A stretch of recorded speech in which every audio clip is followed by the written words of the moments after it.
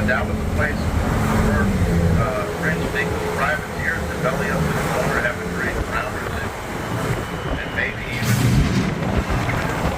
smoking a couple things like rum whiskey. If they were running a crew member short on the staff there, they would have to tip the bartender at the bar, give a little something to drink, drag them to the tunnels, wake up on a boat headed to China. That was called Shanghai. Now this is, of course, the Pirate's House, 1753. Plenty of parks if you want to go check it out later. And you can see the Jolly Roger flag there. That is the oldest home in Georgia. The Riverfront House, 1730.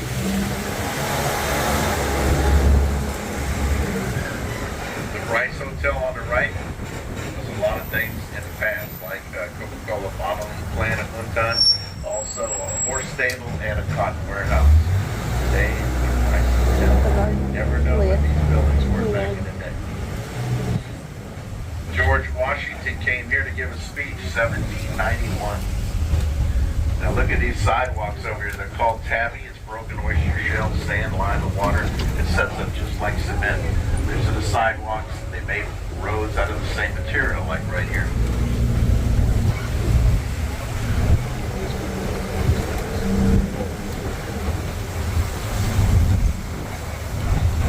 Now the Owens Thomas House is at our next stop, 13, along with the Davenport Mansion and the Webb Military Museum.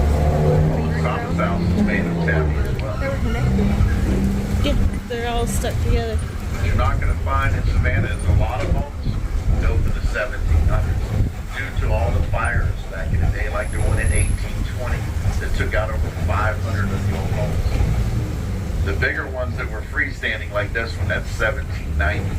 This one's 1798, I believe, but there's not many left. This square was named in honor of General Joseph Warren from Massachusetts, a war hero, died in the Battle of Bunker Hill. He gave the command of Paul Revere to take a ride that night. That's where Warren County is named after Joseph Warren.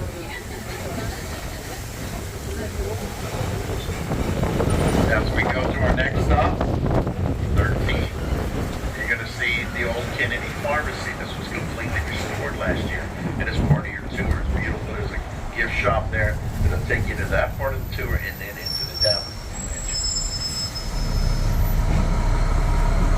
Broughton Street again. Now, Leopold is really close to the stop as well, just down the street. Come on across.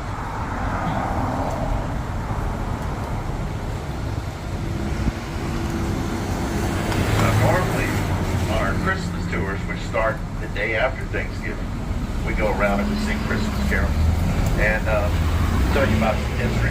And this is one of our stops, the Davenport House. This is where we have hot apple cider and cookies. And we hope it's a cold day that day, you know, because otherwise, right? Yeah, might as well have water, right? But yeah, this is stop number 13. Now apparently this big old bus is going to take up our stop, but if anyone needs to get off, I can let you off right over here. Does anybody need to get off at 13? Okay. So be careful. Take your time, watch your step. I think I'm going to let you off right about here. That way you won't be in any flower bed or anything. There you go. There's 13. That's the Davenport Mansion. Built 1820 by Isaiah Davenport. Y'all have a good day. Our next stop is 14, Colonial Park Cemetery, coming up.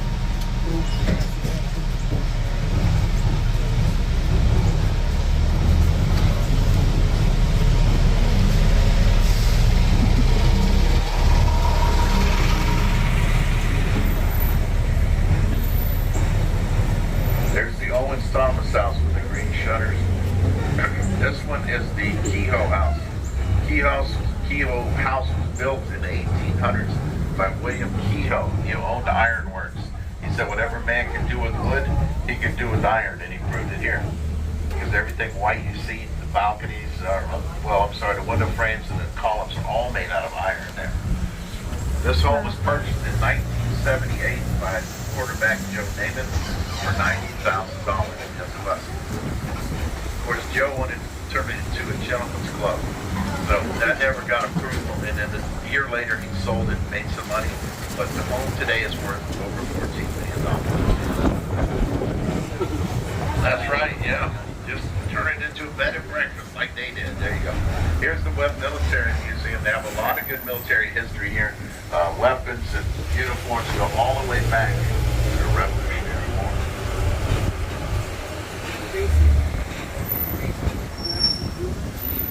Yeah, you could get the property pretty cheap back in the 70s and 80s here. $28. Tourism kicked in. That was the key, right?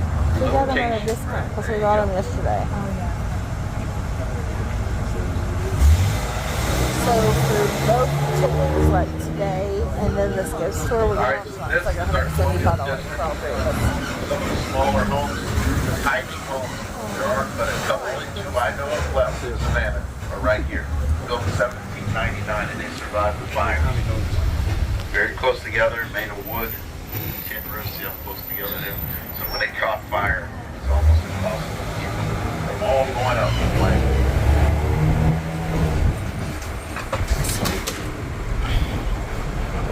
All right, we're gonna go check out the smallest home in the historic district now.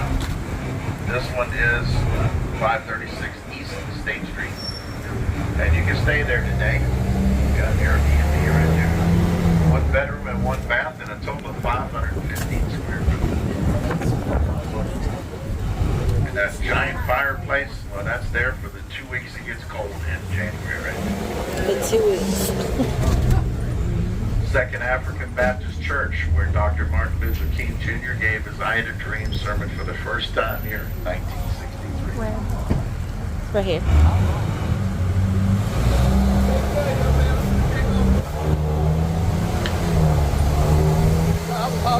Right ahead, Savannah grave rig. Made by hand by slaves in Hermitage Plantation. You'll find the Savannah grave rig all through Savannah. I'm going to go down Old Town Avenue. Look at some of the beautiful Georgia live oaks. If you haven't seen them, they are the state tree of Georgia. I'm sure you have. They're everywhere.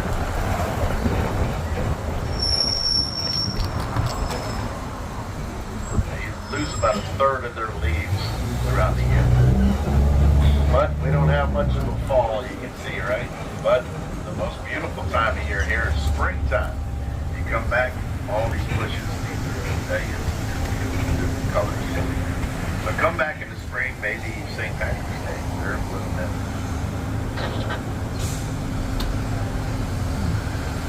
It's very nice. Very nice. Yeah. Sometimes it can be a little cool, but nice. There you go. It's all red doors, and everything that mortgages are paid for. They make your doors red. You have a lot of them right here. So we paint our door red at the house.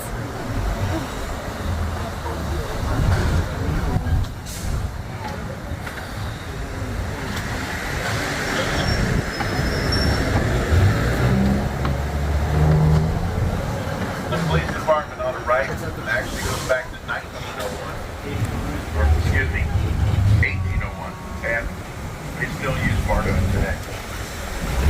See, they're doing a good job finishing up these condos. They blend in with the history just like these. These are only a few years old. These are 1800s. Mm-hmm. Those are. Over here, These are not. one of 70 plus buildings acquired by Savannah College of Art and Design. That's Haversham Hall. And that was an old jailhouse back in the day. They used those jail cells for classrooms.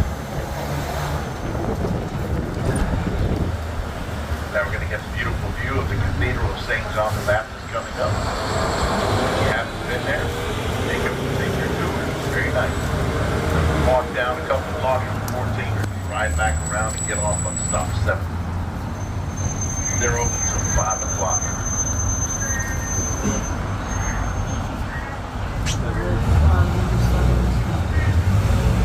We just running red lights.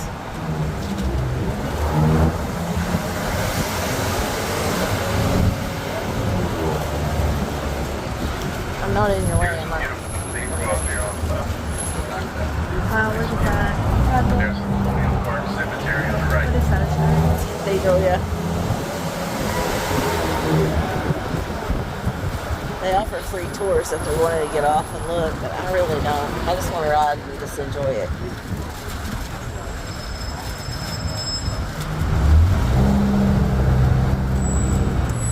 Like I said, stop 14 is coming up.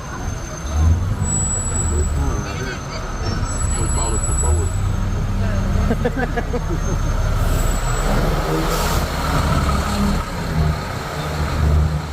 is our colonial building grounds in the 70s. What's that? Where men would settle their differences the old-fashioned way. Of course, the loser didn't have Botanical right here in Colonial Park Cemetery. This is burial 1750 to 1853. Over 12,000 buried. We're going tonight. We're riding up on top of some of Maybe. the old graves now. This fence used to stretch out about a block and a half in each direction. They decided they needed some road to work, so they weren't very important. It just got paved over. Here's stop 14, so if you want to go take your tour, it's free right there. It's open until the sun goes down.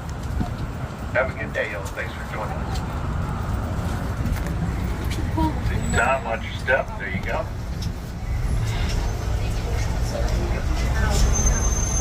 Have a good day. Welcome. There we go. Be careful. There you go. Birthplace of Juliet Gordon Lowe. She started the Girl Scouts of America, not here, but back there, when she married into the Lowe family. The Andrew Lowe mansion and tour there. But this is her birthplace coming up. Born there Halloween night, 1860. It's a beautiful mansion, and it was her grandfather's, William Washington Gordon. Now, the fire department here on the left is one of the oldest in the country. They had the very first motorized fire trucks, and they got a huge bell around the corner, and they used that for a fire alarm bell in the 1800s. So we'll look at Big Duke here in a second. If you want, you can take some of our ghost and gravestone tours that we have to offer, and they will tell you all the creepy details about everything like this cemetery. The Wright Square, which is coming up, Wright Square was our old hanging square, and also this is the first cemetery was also We're not gonna hang in you. Wright Square. Just won't be able to see it because they built it on top of it. There's the bell. See the bell? All right, there is Big Duke, and it weighs 5,500 pounds. That's twice the weight of the Liberty Bell. And when they ring it, you can be heard for miles. Some more of our beautiful Georgia live oaks, state tree of Georgia. I mentioned to you all earlier, I always just think it's amazing that this resurrection fern turned beautiful green overnight like that when it rained. Because just yesterday, it looked like kind of like really ugly, fuzzy stuff.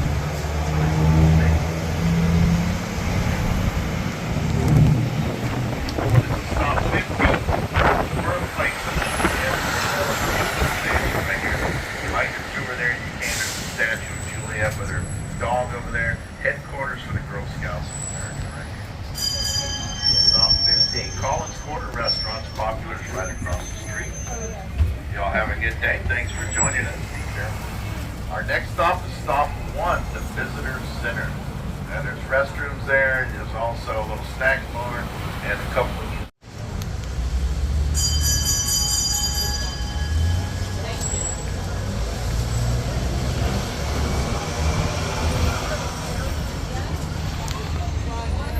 Oh, they're just gonna block the road. This is Wright Square over here, and this is Chippewa Square. There's where Forrest Gump was eating chocolates right there. We saw that yesterday. No, we didn't. We have not been through here. Here is this is the Husk restaurant. There's only 3 of those in the country. So if you're going to eat there, my advice of the day, make sure it's not your turn to treat.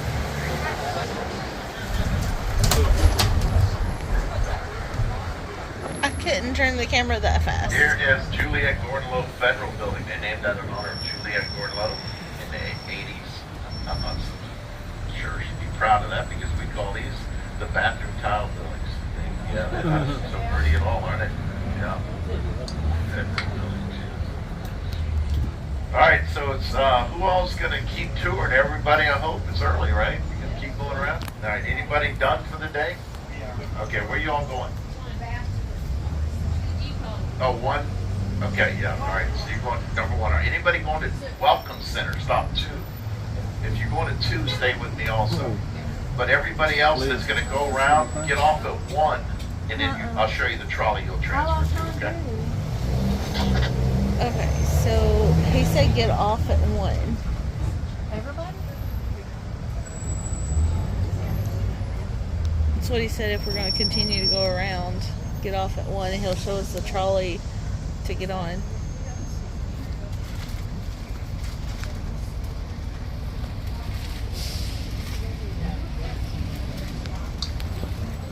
Did you hear what he said about the red door businesses established in Facebook? Yeah.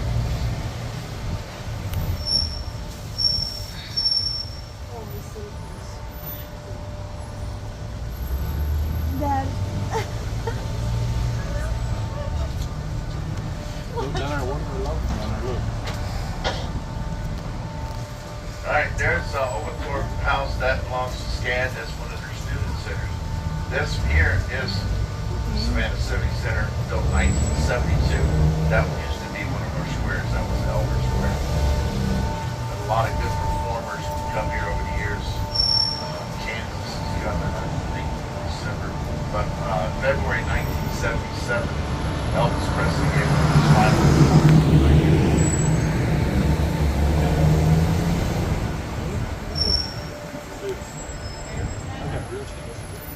Right there. Yeah, that's Savannah Civic Center. Here, a couple of courthouses that took out our living. We still have 22 of the original Springs.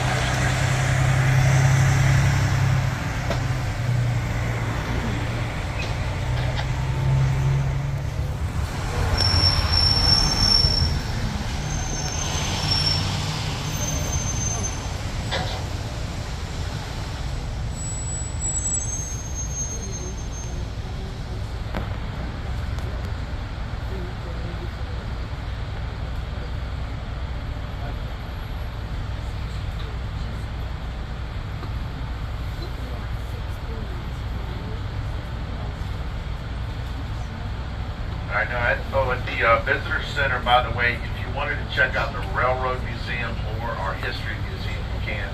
They close at 4. There's about 300 years of Georgia history in the History Museum, and a bench like Forrest Gump set on, but really interesting stuff in there. So go check that out. I love the Railroad Museum. Dates back to the 1800s. They filmed part of the Underground Railroad series there, part of the movie Glory, Civil War movie back in 1989, and the remake of Lady and the Tramp. A lot of it was actually filmed there too. The movie they're filming here now is Juror Number 2, Clint Eastwood once again. It's the last movie, 93 years old.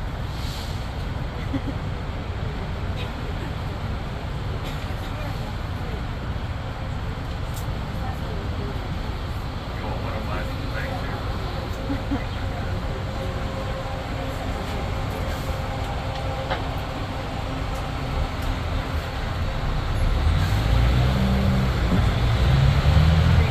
Good part.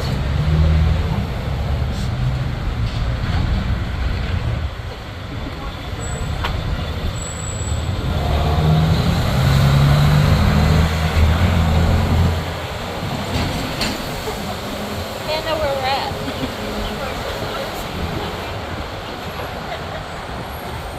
It must be great getting the hell out of here. Hey, we saw it. Staying on Overthorpe, this will take you right across the Savannah Bridge, right over there. Rebuilt in 1990. They have to raise the bridge. There's a $150 million project. Raise the bridge because the ships are getting taller and bigger. So,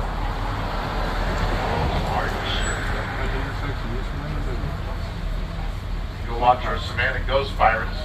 They perform at the In-Market Arena. I don't know if they're in town or not, but I saw my first one. Left here in 1858, and the last one left here departed for Atlanta in 1971. This building also serves as our Savannah History Museum. It has over 290 years of the history of Savannah and Georgia. And inside they have a restored rail car that was used by the Central Georgia Railroad. They also have a replica of the SS Savannah, which was the first steamship to cross the Atlantic Ocean. And lastly, they have a replica of the bench that Tom Hanks sat on in the popular movie Forrest Gump, when he was telling us how his life was like a box of chocolates. Oh, it's a replica. Also to our front, would it be to your right as we turn left, this building also belonged to the Central of Georgia Railroad. It served as their cotton warehouse. You can almost look at those doors, those bay doors, and they still resemble cotton bales. But cotton was the major reason that brought the railroad here to Georgia. We'll go inland and load the cotton and bring it back here to the coast, where it was then placed on ships and sent around the world. This building now has been bought by the Savannah Art and Craft Design. We call them SCAD. And they use it for their classroom and their studio. SCAD, the Savannah College of Art and Design, opened its doors here in 1979 with 71 students. It has since grown to a student enrollment of over 14,000 students from all 50 states, from 115 different countries, and approximately 25% are international students. If you look to your far right, you will see a building with no roof. These are how the buildings looked over here before they were restored. We now call this building SCAD Beach. It has everything a beach has. It has cabanas, it has grass, it has sand, it has palm trees. The only thing it doesn't have any water. But me knowing SCAD, they're working on it. They're going to get some over there soon. Over here to your left is the Turner House. The significance here is it was the first building built by SCAD when they arrived here in the city, and it serves as their freshman dormitories. SCAD has either repurposed, built, restored, or renovated over 70 buildings here in the city. They consider themselves to have an open campus, and as a result of that, they have an extensive transportation system. You look over here to the left, and you'll see those various bus lines that pick those students up and transfer them around to those various campuses in the city. They are very creative. Definitely have woven a thick thread in the fabric of Savannah, and they're here to stay. An example of that, if you look to your left, this was an aqueduct that was scheduled to be demolished. SCAD said, no, don't touch it. We could use it. And you see, they have developed it into their mailing system. We are coming up on to stop number 2, and as always, please, please, please stay seated until the trolley comes to a complete stop and the doors are open. By looking over there, you can see our welcome center. That orange roof definitely is the trademark of Hojo's Howard Johnson. Stop number 2. Stop number 2, inside it has clean restrooms, air conditioning. It also has information for our other tours and attractions. It serves cold water and other beverages for sale. They even have a very popular pizzeria with the students. I don't know why. I think it has something to do with the name, Stoners. Wow, keep your conversation to a minimum. And we are out of stop number 2. A little bit about how we became to be here as a colony. You see, in 1732, King George II, he issued a charter to General James Edward Oglethorpe and 20 trustees to come out and found a colony. As a result, the colony was named Georgia in honor of King George II. James Edward Oglethorpe and his 20 trustees handpicked 114 settlers because they were hard-working, honest, and wanted to start a new way of life. They then boarded the SSN, that's A-N-N-E, and set sail for the new colony. They arrived here in February of 1733 on what we consider Yamacraw Bluff, that later blossomed into the lovely city of Savannah. Soon after he got here, he befriended the Native American chief by the name of Tamachichi here. He was the Native American chief of the Yamacraw Native Americans, and they quickly formed a bond. As a result of that bond, Tamachichi is known as a co-founder of Georgia. Shortly after that, they took a trip back over to England in 1734, where they worked out a mutual agreement. This agreement we call the Treaty of Friendship. And the details of that treaty was that it identified which territory will remain Native American, and then which territory will be given to the settlers in order to develop the new colony. They came back stateside and they took another trip to work out another mutual agreement, and this was in an area we call Coweta. Coweta is currently right outside of Macon, Georgia. There they met the entire Creek Nation. And the agreement entailed, they specifically asked if Spanish Florida, which was our enemy to the south, ever attempted to invade Georgia, that they would not participate with Spanish Florida. Lastly, Tomachichi died in 1739, and he's buried right here in this city at Wright Square under a large pyramid-shaped stone. He became our city's first monument.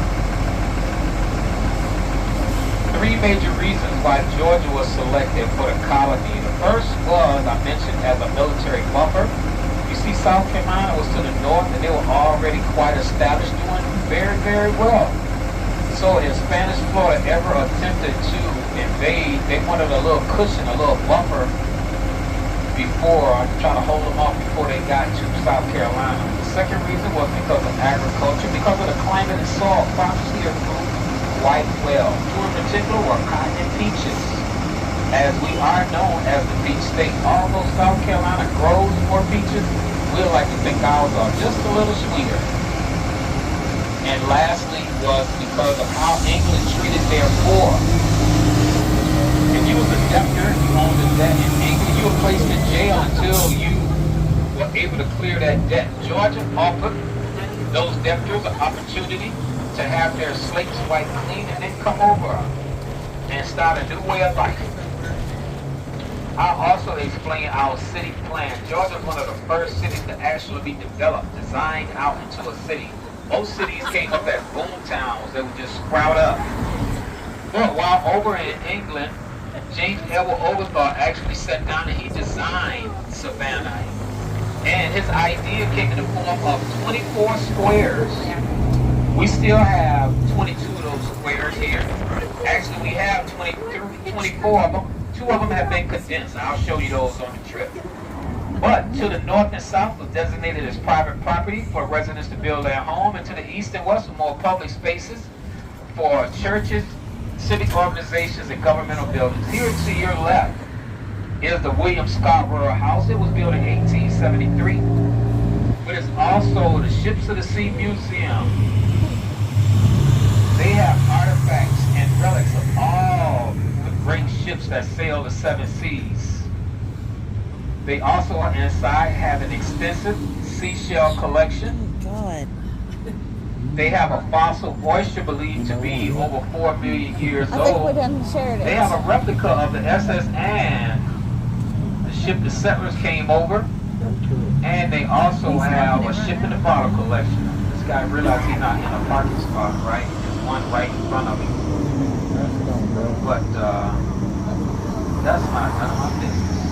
Literally, puff, puff, puff. Also, I'll talk about our evacuation plan.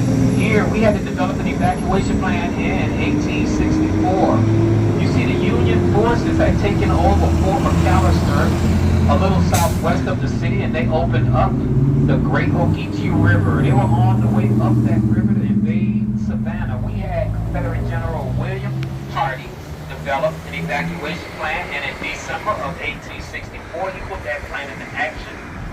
He made a makeshift bridge out of cotton flax and railroad tires, and he used it to stretch across the Savannah River. And then he marched the settlement over there to what's now considered modern-day Hardeeville, named after William Hardee.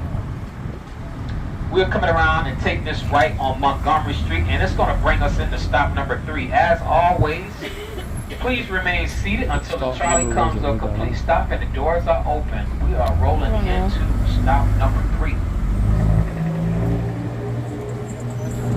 It's on the map, but I haven't really looked at the map. I just thought we would enjoy a ride for a little while.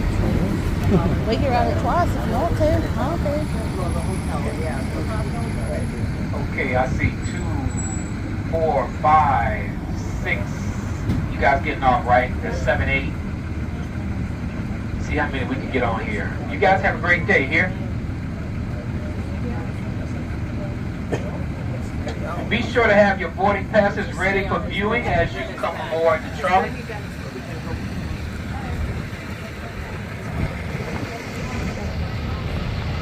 Thank you. Thank you. Thank you. Thank you. Thank you.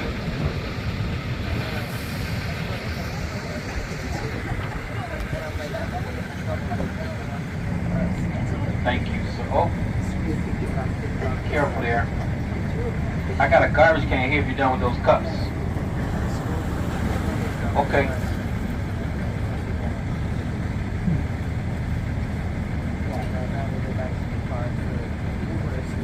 Any more seats? Look, their doors is red too. How many? Count. 4. I got 4 more. Anybody? No? Two more seats, 4 more people. Oh, 9. All right. Good luck.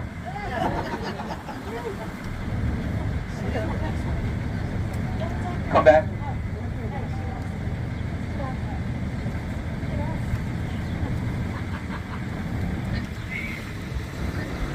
Stop 3. What? 9 yellows.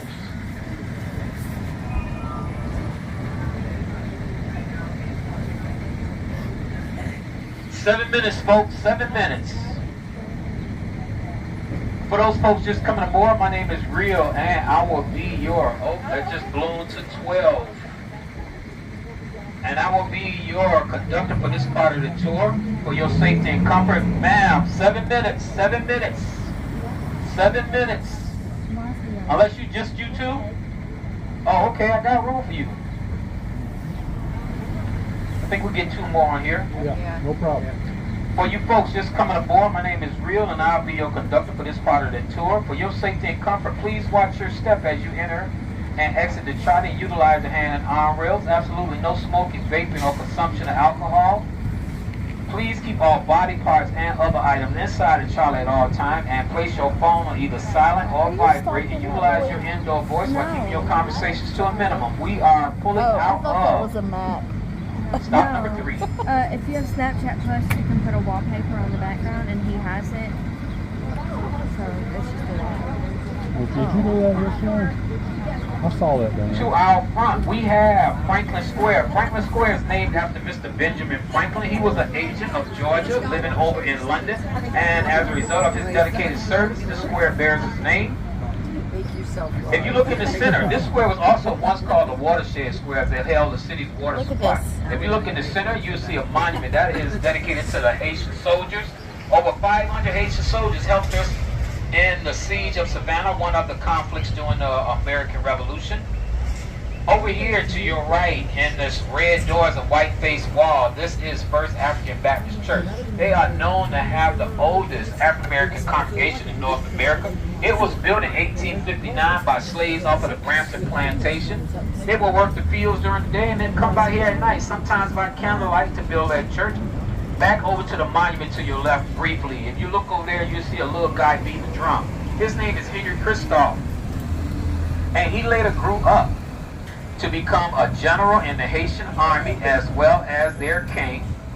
And he led them in their fight for independence away from France in 1799. Also, a couple of more tidbits about First African Baptist Church. If you go in there, and they are open up for tours, you'll see a series of holes drilled in the floor. They look to be in a decorative pattern. But actually, as First African was a stop on the Underground Railroad, and those holes served as air holes as the slaves who were held inside in the bottom until they were transported to the next station, they could breathe. Speaking of slavery, Oglethorpe wrote in 4 prohibitions in the original charter, and one of those were no slavery. Georgia started out as a free colony with no slaves. And it was said that anybody who held a slave or owned a slave could be fined up to 50 pounds. But this was short-lived. He did face pressure from the settlers, and in 1751, he, along with his trustees had to repeal the no slavery prohibition and slavery became legal. We are now on Broughton Street. Broughton Street is named after Thomas Broughton, who was a royal governor of South Carolina. And we mentioned South Carolina was already an established colony, so for his help in helping us organize into a colony, this street bears his name. Broughton Street is the largest shopping district in Savannah, and you can walk down here and see relics and other artifacts of buildings and department stores of the past. For example, if you look across the street to your left, you see that border of a Crest. Crest used to be a department store here in the 50s, 60s, and 70s.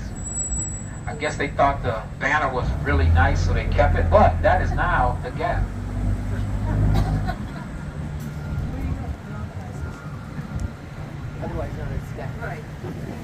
To our front, we have Telfair Square. Telfair Square is one of our original squares. It was originally named the St. James Square, but in 1883 the name was changed to honor Edward Telfair. He was a delegate in the Continental Congress as well as a governor here in Georgia. And over to your right, our right front here is this yellow building. It's the Telfair Mansion. This was the family's mansion. It was built for his son, Alexander. And he lived here until he passed away. Then it was given to his sister, Mary, a woman of many stipulations. One of her stipulations is she wanted to have an arts museum. So when she passed away in 1875, she deeded it to the Georgia Historical Society in 1886. It definitely became the first arts museum in Southeast, now called the Telfair Academy of Arts and Science. And over here to your right, this building here, this church, this is the Trinity Methodist Church. We consider it the Mother Church of Methodism here in Georgia. It was created in 1848. This white building here to your right, this is the Jepson Center. But actually, it's an extension to the Telfair Mansion, the museum. This is where the museum displays their larger exhibits that cannot fit in the mansion. The Jepson Center was built in 2006, and it's approximately 14,000 square feet. They also have a two-story interactive kids museum we call Artseum inside. So if you have some little ones, you could definitely take them in there and let them manipulate the hands-on exhibits. We are coming up on Oglethorpe. Oglethorpe was once called South Broad Street, but it now bears the name of our founder, James Edward Oglethorpe. And as we come through the city, I would mention that Savannah is the home of a lot of popular movies. As we go through, I would definitely be identifying points of interest where popular movies were filmed. There's that building you liked. We were right here. Oh yeah, we just made a video. And one of them is coming up right here. If you look on your left side, you'll see the tallest steeple in the city. That was in a popular movie. If you can remember Forrest Gump, the opening scenes, they dropped a white feather, and that was where that feather was released. Also to your left is Orleans Square. It was named after the city of New Orleans. Reason being is that's where the last battle of the War of 1812 was fought. And if you look in the center, you will see a fountain. That is the German Memorial Fountain. It was dedicated to those German settlers that came over here, and that was placed there in 1986. Okay, to your front left is the Harper Folks Mansion. It was built in 1843 for Stephen Gardner. It was built by Charles Kluski. He was a very popular architect during that time, but it changed ownerships 3 different times before 1895. Lastly, it was owned by Henry and Isabel Wilbur. They lived here until Henry passed away in 1931. Then it was bought in an auction by Miss Alida Harper Folks. She bought it for $9,000. And she had a stipulation too. When she passed away, she deeded it to the Society of Cincinnati, and her stipulation was it should never be sold again. And it hasn't been. It's still owned by the Society of Cincinnati. Coming across the street is the Barrow House. It was built in 1848, but the attraction is, look at this wrought iron fencing in the front. There's also one in the back. We call this the fence of presidents and poets, and those medallions are the faces of past past statesmen as well as poets. Also look in this area, you see the iron works. Iron was a status symbol for wealth. The more wealthy, the more iron work, and very intricate. Look at over here to your left, look at the porch, the iron works on the barrel house. You will also see Parker Company's sign there, as that is the admin offices for all the Parker gas station and convenience stores here in the city. Another example of intricacy, if you look at this home to the right and you look down at the water spout, you can see there in the form of fish. And over to your left is Chippewa Square. And right where that sign that says Chippewa Square was where the bench of Forrest Gump. He sat right there and told his story in the popular movie. And if you look in the center, right here where this sign is, and if you look in the center, you will see our founder, a statue of our founder, James Edward Oglethorpe. Yeah, the bench is now in the Savannah History Museum. Tourists thought it was real quite funny to keep carving their initials and other inappropriate obsceneries in there, so they got tired of replacing it and they just put it in the museum. Over here to your right is the Sixpence Pub. It's a traditional English style pub. You can tell by the traditional English style red phone booth. It was in a popular movie also. If you remember something to talk about with Julia Roberts is where she peeked in the window and saw her husband being played by Dennis Quaid in there, whining and dining the other woman. Okay, popular movies. We had the original Cape Fear here with Gregory Peck. We had Forces of Nature with Sandra Bullock. We had The Legend of Bagger Vance with Will Smith, and also Glory with Denzel Washington was filmed here, just to name a few. Over here to your right in these Morris column style buildings, this right here was the first Ford Motor Company dealership in Georgia. It also served as a horse's stable for an Arabian prince. We're coming up to stop number 4 as always. Please, stay seated till the trolley comes to a complete stop and the doors are open. What are you doing? Baby girl, be careful. Somebody walked out in front of us. Stop number 4. Hold on, give me a moment. Let me see if I can come up just a bit more, get you out of that water. Utilize your indoor voice by keeping your conversation at a minimum, and we are out of stop number 4. Here at your right, this is the Sorrell Weed House. It was built by Francis and Matilda Sorrell. It was another building built by Charles Klutsky. He built this in the 1850s. And they were a wealthy harbor master. This was the first home built on Madison Square. They were known to have lavish parties that spilled out onto the square. To our front here, we have Madison Square. It was named after our fourth president, Mr. James Madison. And in the center is a monument of Sergeant William Jasper. He was killed during the siege of Savannah, October 9th of 1779. And for his valor and courage, a monument was erected in his honor. He's the only non-commissioned officer to have a monument in Savannah. As we take this left, thank you. We take this left. Over here to your right is the Green Mildred House. It was built by Charles Green in the 1850s. He was a cotton broker. He built this home for $90,000. But why it's important is he offered it to General Sherman, General William Tecumseh Sherman, as his headquarters during the Civil War. This is where Sherman penned that famous letter offering the city of Savannah to Abraham Lincoln as a Christmas gift. It is now the parish of this church next door. This is St. John's Episcopal. Yeah, Sherman, you know, he made that famous march from Atlanta, march to the sea, burn down everything coming over here. He got here to Savannah and saw how beautiful it was. He couldn't burn it. Instead, he gave it as a gift to Abraham Lincoln. As we take this right-hand turn, this next attraction is over here to your left. It's this red brick building with the archways. This was the Savannah Volunteer Guard Armory, but more importantly, this was the first building restored, renovated, repurposed by SCAD. It is their bookstore. It also has an art gallery inside as well as a gift shop. And look at those black cannons out front. Those are authentic, as this was an artillery armory.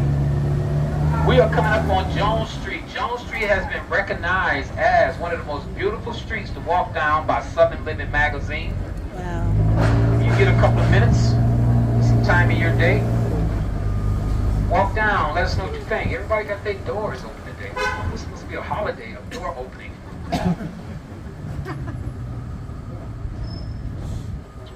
This to our front is Monterey Square. It was named after the city of Monterey, Mexico, because that's where the Spanish-American War was fought from 1846 to 1848. And in the center is the burial spot of Casimir Pulaski. He was a noble Polish general, and he also helped during the siege of Savannah.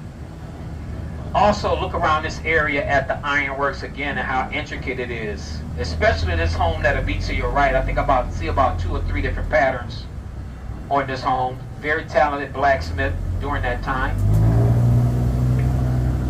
This next place over here on the right, this is the Hugh Mercer building. It was built for Confederate General Hugh Mercer, who is the great-grandfather of Johnny Mercer. But more contemporary times, it was the home of Jim Williams. He was the lead character in the book and movie Midnight in the Garden of Good and Evil. If you read the book or saw the movie, that's where the series of events happened. And as we exit the square to the right, across the square on the left-hand side is the Temple of McVeigh Israelites, the only Orthodox Greek-style synagogue in the United States. It also have the 3rd oldest Jewish congregation in the United States. It was consecrated in 1878 and is said to have the 2nd oldest Torah roll, dating back to the 1500s, written on deerskin. This next place here to the right, this is the Armstrong Kessler building. It was once the home of Armstrong State College, but now it is the private home of Mr. Richard Kessler. He's a hoteler in the city. He owns both the JW Marriott as well as the Bohemian. He owns other places. Those are the 2 here in Savannah. And to our front here, you'll see a monument. This is the Marine Soldiers Monument. It's dedicated to those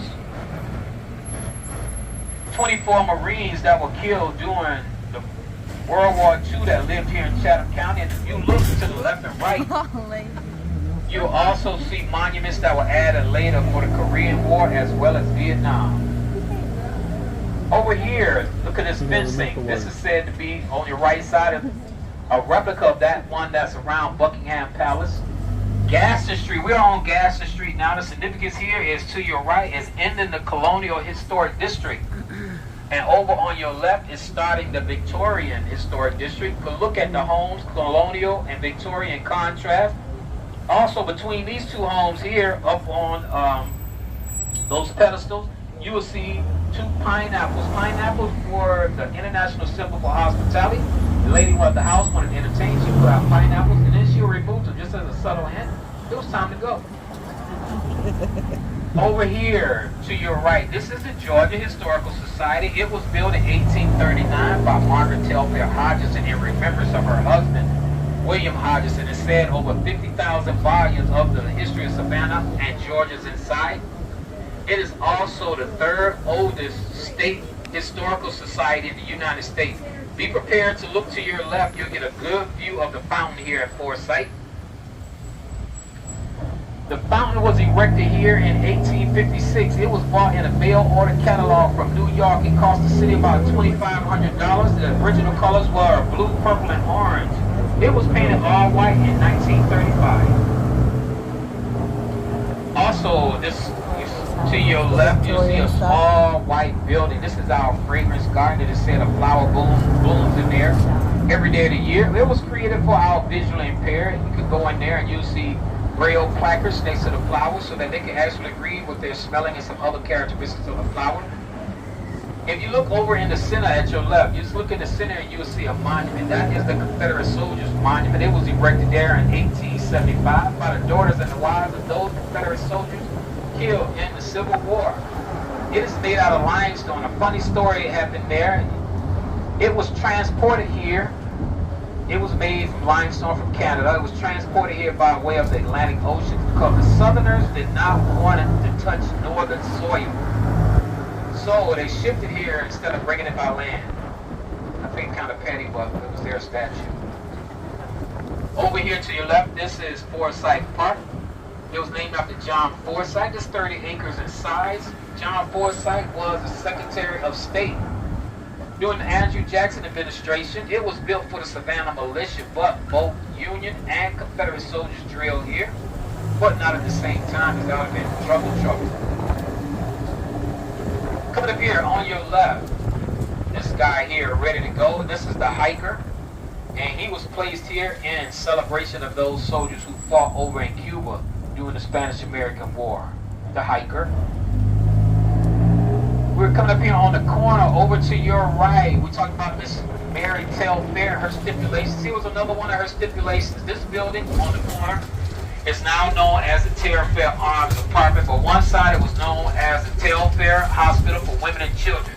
And her stipulation here is no males would be allowed. It took her 9 years to bring into complete operation because she wanted to make sure all doctors, nurses, and wait staff were women, female.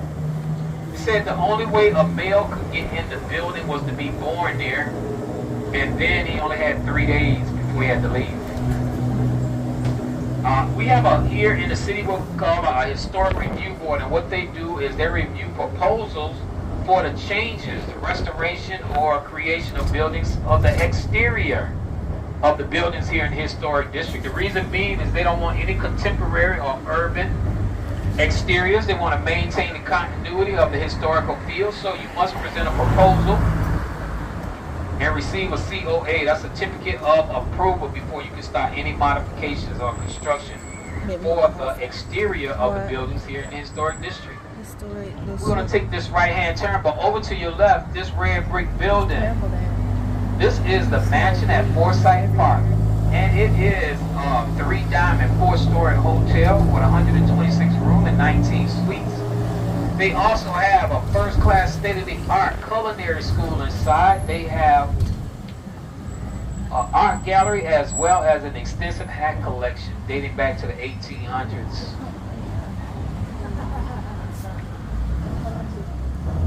We're going to take this turn here, this next point of interest. If you look to your front right, it's this tall tower. This is the home of WTOC, which stands for Welcome to Our City. It was the home of our first radio station built back in 1929 and our first television station in 1954, which is a CBS affiliate, and both are still in complete operation. And if you look at this red brick home across here on your right, look up at the second floor all the way to the right, you'll see a red door. You'll see other red doors in the city also. These red doors show that the city the residents paid off their mortgage. Once you made your last mortgage payment, the city will come out absolutely free of charge and place a red door on your building. This is bragging rights to say, hey, I'm done paying for my property. And this is stop number 5. As always, please remain seated till the trolley comes to a complete stop and the doors are open. For your safety and comfort, watch your step. Utilize the hand and arm rails. Keep all body parts and other items inside the trolley. No smoking, vaping, or consumption of alcohol. And place your phone on either silent or vibrate. Next point on the street Hold on here. a second. I'm trying to You've put my way seen back on other the tape. places around the city, but this is our fake tree. It's called a live oak. It gets that name because it never fully sheds all of its leaves, so it always appears green year-round. Okay, hold on.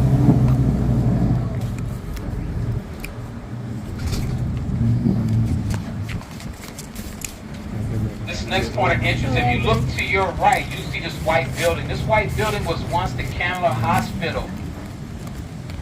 It has since been bought by SCAD. They repurposed it, and now it serves as their administration building. Okay, pick your time, get your cameras ready. To your right, this is the Canada Oak. It is believed to be over 300 years old. It's approximately 54 feet tall with a tree span of 110 feet. It was on that original city plan I told you about with overthought. Our And birthday he listed tree's it as bigger a than that. landmark. So that tree has been here longer than the settlement. You probably wonder, or some may know, what is this gray stringy stuff hanging off of the trees? We call this Spanish moss, but it's not from Spain, nor is it a moss. Actually, it's related to the pineapple. And it's an air plant which needs no soil. It gets its nutrients from the dust and the moisture in the air. At one point in time, the settlers used it to stuff their pillows and mattresses, unknowing that it contained a red bug called a chigger that will bite. Also, the Ford company, motor company, they used to use it to stuff their car seats, unknowing that it had a red bug called a chigger. Over here to your left is the Wesley Monumental Methodist Church. It was dedicated to the brothers John and Charles as they brought the Methodist movement over here to the colony. And it was built in their honor in 1890. Come across, ma'am. I'll wait. You're welcome. And we are coming up to stop number 6. As always, please stay seated till the trolley comes to a complete stop and the doors are open. This is stop number 6.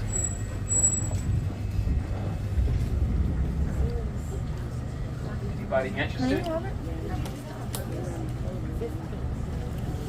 It's not as good as what it was when I was a kid. Over here to your right is the Massey School, the Massey Heritage Center, Massey School. It is the oldest public school in the state of Georgia. It opened its doors in 1858, closed them briefly in 1974, then reopened in 1977 as a teaching college for history and architect. It was also a military hospital during the Civil War. And in this area, I want to point out, these are colonial historic homes. You can see they have placards on them that give you the date that they were built. And some of them have who they were built for. A couple of more tidbits about Massey. After the reading of the Emancipation Proclamation, it became a freedmen's school for higher learning for African Americans. It also inside has a replica of a 1800s classroom. They have a scale model of the city plan with those 24 squares inside. And it was the only institution of higher learning for African Americans until the creation of the Georgia State Industrial College, which we now call Savannah State University. It was created in 1890. We're making another pass over Jones Street. Noble Jones family was one of the first families to come over as settlers. To our front, we have Lafayette Square. It is named after Marquis de Lafayette. His claim to fame is he brought his commission at the age of 19 for $2 million. He was a general. And over to the left on the corner is the home of Andrew Lowe. He was the father-in-law of Juliet Gordon Lowe. She died over there in that home in 1927. Also in the back, there's a carriage house that she used for her admin offices of the Girl Scouts of America. And as we come around the square, over here to your right is the Hamilton Turner Square. I believe one of the most beautiful homes in the city. Or more significantly, this was the first home in Savannah to have electricity. To our front, we have the cathedral at St. John the Baptist. They started building this in 1873.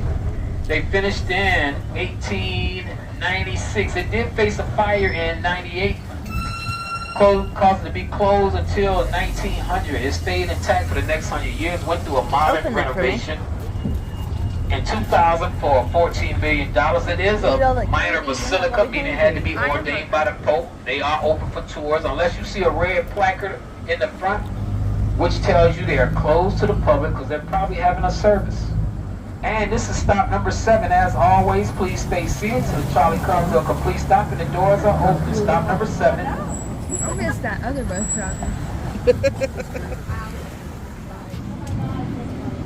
You got Savannah ready. Hoodies, all right. Thank you. My name is Rio, and welcome aboard. For your safety and comfort, please watch your step and utilize the hand and arm rails. Keep all body parts inside the trolley at all times. Absolutely no smoking, drinking, or vaping. That's alcohol drinking. And place your phones on either silent or vibrate. Utilize your indoor voice. Indoor voice, indoor voice. Once, 3, 2 times. Indoor voice. Until keeping your conversations to a minimum. I'll tell you about another one of the prohibitions. And that was Oglethorpe did not allow Catholics to worship here in the city.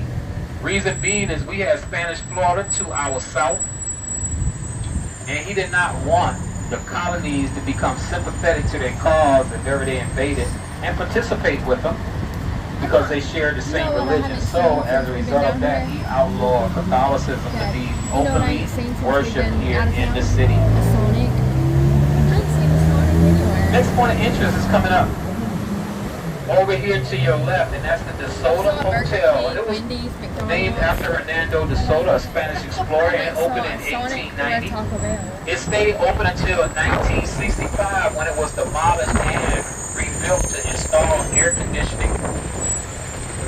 Then it opened back up as the DeSoto Hilton. It was a part of the Hilton family over here to your left. It went through another modern renovation in 2017 for about $9 million, and then the name was changed back to just DeSoto. So that is the DeSoto Hotel to your left. We are coming up on another point of interest to your left. If you look over here, you will see two flags.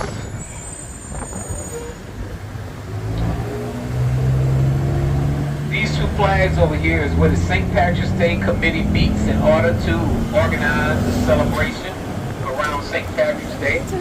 You see 9 of the original colonists were Irish. And another big wave came through in 1830. We tout ourselves as having the second longest St. Patrick's Day parade, and New York having the first. Our parade lasts about 3 to 4 hours in length. Wow. And they have an opening ceremony that takes place at the fountain at Forsyth, in which they turn the water green. And at that time, you can have green eggs, green grits, and green beer in the city. After all of that, you kind of start turning a little green. Here is Montgomery Street, and the block west of here is Martin Luther King Jr. Boulevard. Martin Luther King Jr. Boulevard was once known as West Broad Street. It was the western border of the historical district. The historical district is 2.5 square miles, just FYI, but Montgomery and MLK Jr. Boulevard was the heart of the African American community. It's where their churches were, their homes, their schools, also their positions. Two in particular were Cornelius and Alice McCain. Alice McCain is credited with being the first African American female medical doctor in Georgia. She received her degree in 1892 from the Medical College of Pennsylvania. Came back here in 1893, started her practice. She's also accredited with organizing an African American hospital for women and children, as well as a nursing school for African Americans. She went back into private practice after doing those things in 1901, and she stayed there until her death in 1946 at the age of 83 years old. And we are coming up to stop number 8. As always, please stay seated while the trolley is in motion and comes to a complete stop. And until the doors are open, this is stop number 8. For 11. Are we getting back off Other items inside the trolley at all time. Absolutely no smoking, vaping, or consumption of alcohol while on the trolley. And place your phones on either silent or vibrate. Utilize your indoor voices while keeping your conversation to a I'm minimum. talking about going to a nice restaurant. And we are out of seriously 8. paying attention.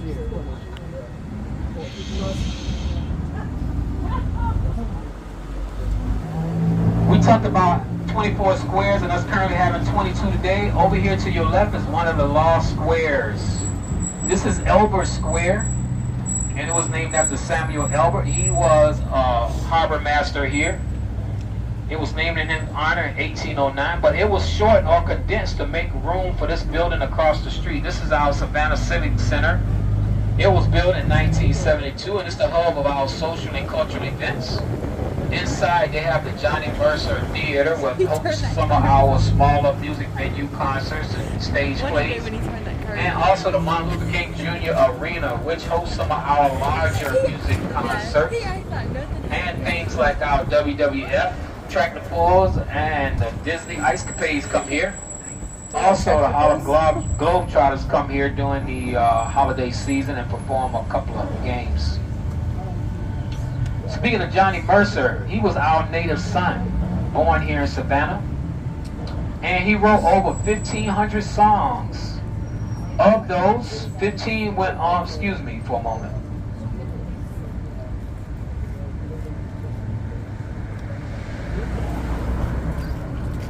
Pulling out of 8, any white?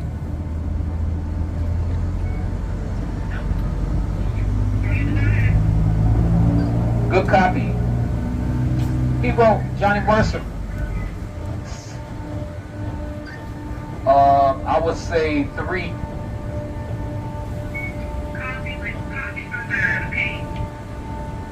10-4. He wrote over 1,500 songs. Of those, 19 went on to be nominated for an Academy Award. See, most of his songs were written for soundtracks for movies. And of those 19 nominations, he actually won the award 4 times. He's also accredited with being a founder of Capitol Records. And he died here in the city in 1976. And he's buried a couple of miles east of here in the Botanical Cemetery. You might remember this oldie.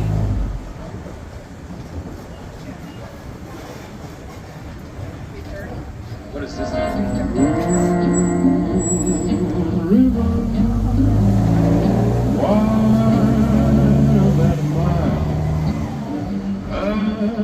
Crossing you in style someday.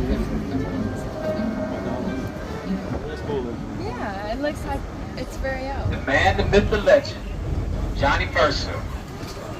Let's talk about another prohibition, and that was Oglethorpe did not allow alcohol in the Charlies. He did allow beer, ale, and wine. He just didn't want the hard spirits to fire your water.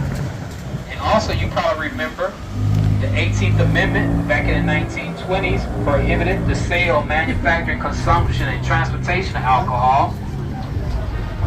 Reason I mention those things is because here at stop number 9 is our Prohibition Museum. It has over 1,000 artifacts in the form of posters and video clips from the era.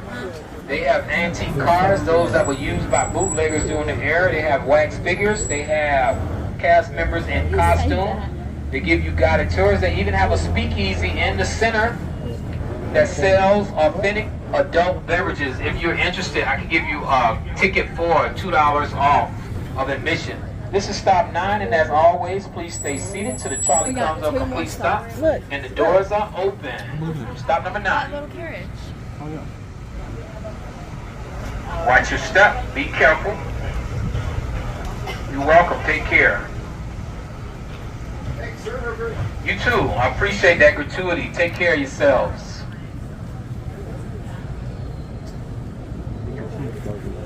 American He Prohibition. about killed us 3 times a week. Oh, Jesus Christ. Good? You good? Yes.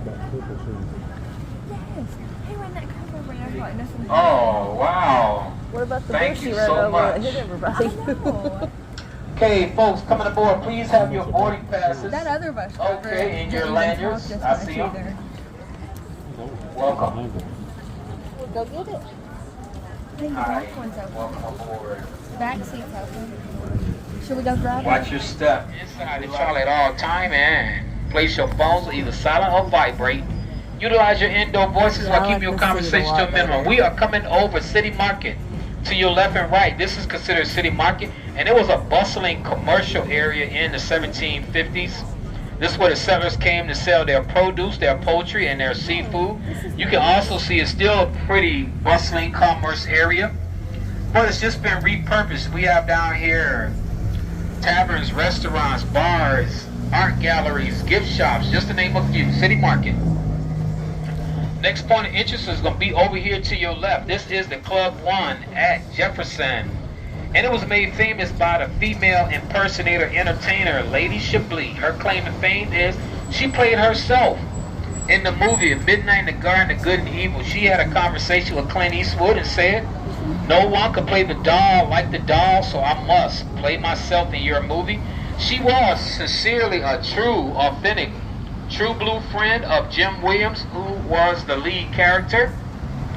She also performed here on the left at least once a month until she passed away in 2016. They memorialized her by, you see, they're placing her photo here at the corner. This is Lady Chablis the doll. To our front, this is Bay Street. Bay Street was one of the first streets created here in the city. It gets its name from its proximity from the Savannah River. It sits at the bay of the river. It's a major thoroughfare that runs east and west. To your east, on your right, is dead ends into Tybee Island, which is the home of Savannah Beach. And to your right is where our manufacturing and industrial parks sit. To name a few, we have the International Paper here, which is one of the largest distributors of paper bags and paper products in the United States. We have the Sugar Refinery, which is the home of Dixie Crystal Sugar. We also have Gulf Street.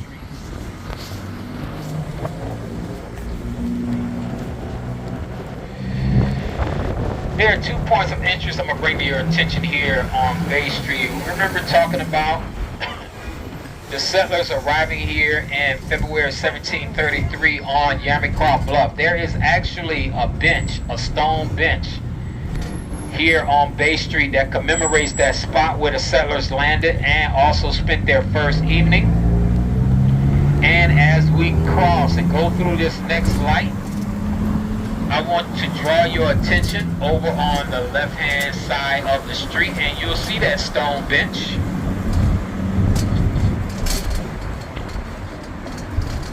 So if you look to your left, you'll see a stone bench over there, and that marks the spot of where the settlers landed when they got here, spent their first evening.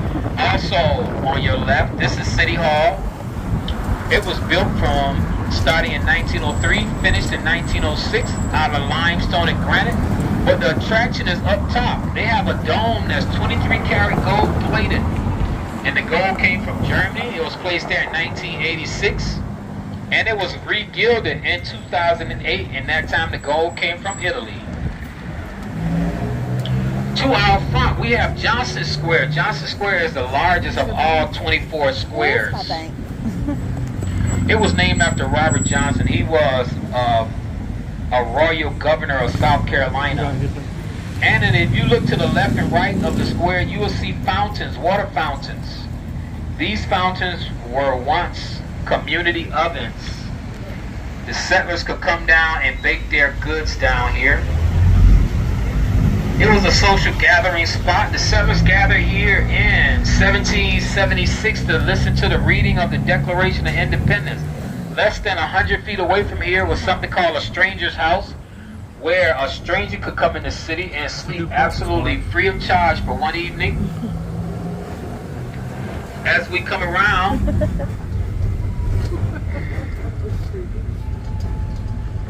on this side of the square, you can see a sundial. The settlers came here during the day to get the time of the day.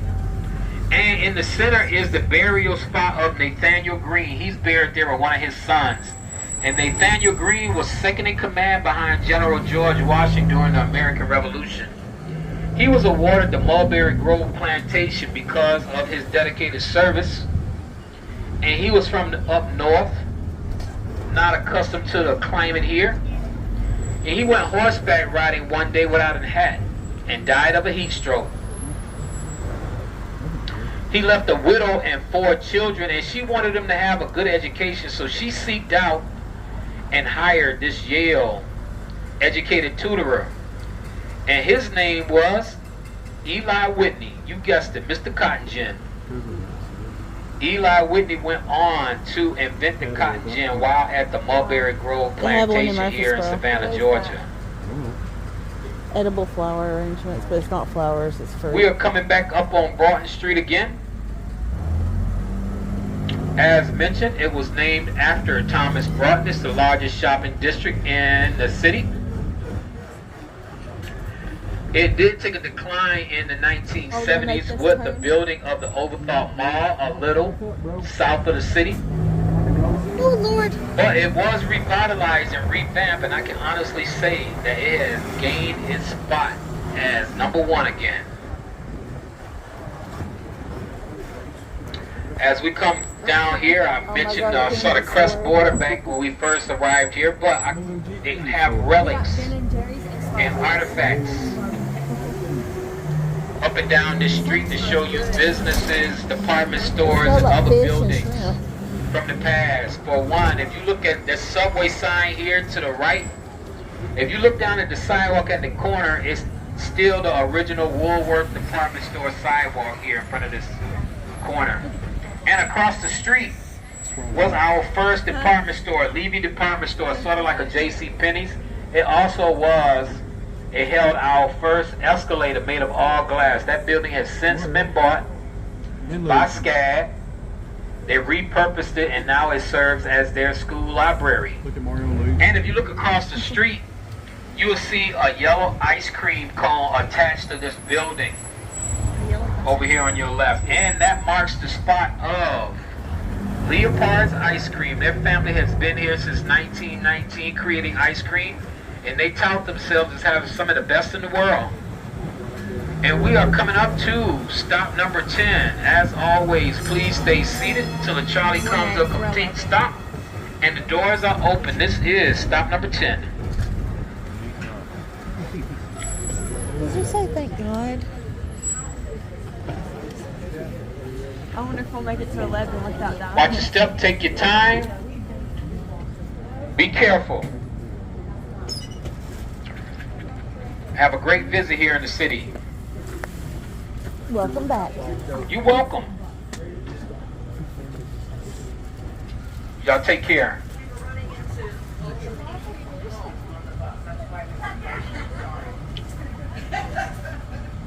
Yeah, just gotta be mindful. Some people want to listen. Dad. To them, sure. Dad. 1, 2, 3, 4, 5, 6.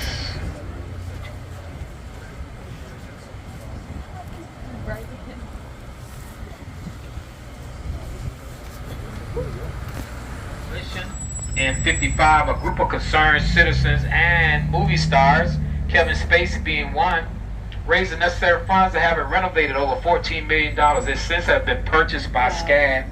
They host several events here, including the Savannah Film Festival. To our front is Reynolds Square. It was named after John Reynolds. He was our first governor. And in the center over there, you will see a statue of John Wesley. He was the, we mentioned him and his brother Charles bringing the Methodist movement here. John Wesley is also accredited with organizing the first Sunday school. So as a result of Mr. Wesley, we have Sunday schools. I must mention our 5-tier economy, which consists of manufacturing, transportation, and the ports. The military, you find folks for tourism. And we have a cluster that includes healthcare, retail sale, and the service industry. Manufacturing has the top spot. We have over 250 manufacturing and industrial parks here in the city that generate a revenue of over $730 million annually. Also coming into a close second is our ports and transportation. We tout ourselves as having the 4th largest port in the United States. And Garden City, less than a mile west of here, has the largest container port in the United States. We are coming up to stop number 11 on the river, and at that stop is where you can board our ghost and gravestones trolley if you guys would like to see that. Here's a little snippet of it. Is that what he said? The evening hours are upon you, and unseen spirits haunt the streets of Savannah. Hear the stories no other tours dare to tell on the Ghosts and Gravestones Trolley, from the city's mysterious history to its gravest moments and its ghastly folk. When the conductor howls, "All aboard," will you answer the call? Yeah, you guys scared now, aren't you? I know it. I can tell. It happens every time. I also want to let you know from here to Bay Street down to the river there are 4 levels, and I'll explain those levels as we go down, but just know that Bay Street is number 1. Also, I'll talk about these cobblestones. You probably walked up and down here from Bay to the River Street and noticed that these ramps have these cobblestones on them. These cobblestones were used as ship's ballast. And what it was is that when ships put cargo aboard, they needed these stones to give it balance so it wouldn't topside. So they placed these stones in the corners of the ship till it was balanced.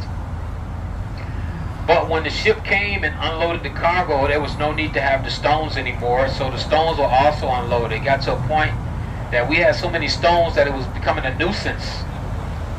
So someone came with the idea, hey, why don't we use those cobblestones to line our ramps and our walls down here from River Street. So you see almost every ramp having these cobblestones there. Hey, be careful, young fella. Oh, That's the boy waiting on us right now. where? Right there. The one that just ran out in front of us. Yeah, The word. it happens. You gotta watch out for folks because they don't look out for themselves sometimes.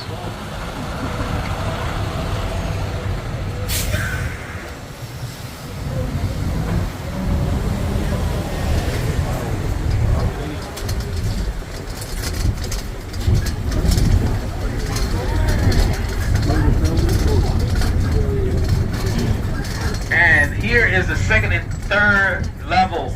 These walkways, these are called factors walking. Actually, if you ever heard about it, you've seen those fences that have locks on them, but people lock their hearts together. This is that fence here in Savannah. You see some locks on there.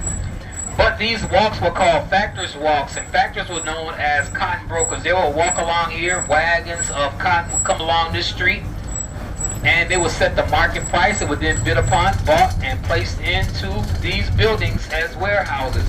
And we are coming up on to stop number 11, the river. And as always, please, please stay seated until the trolley comes to a complete stop and the doors are open. This is stop number 11. This is us.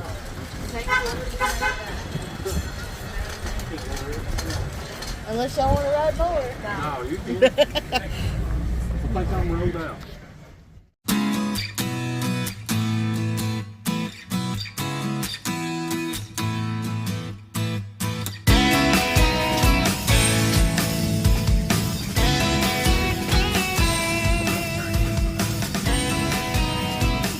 There are 8 emergency exits, 2 forward exit doors, 4 overwing window exits, and 2 exit doors in the back. Signs overhead and lights on the floor lead to those exits. If there's an evacuation, please follow flight attendant commands and leave everything. If there's a water evacuation, there is a life vest under your seat. Remove the vest only if told to do so.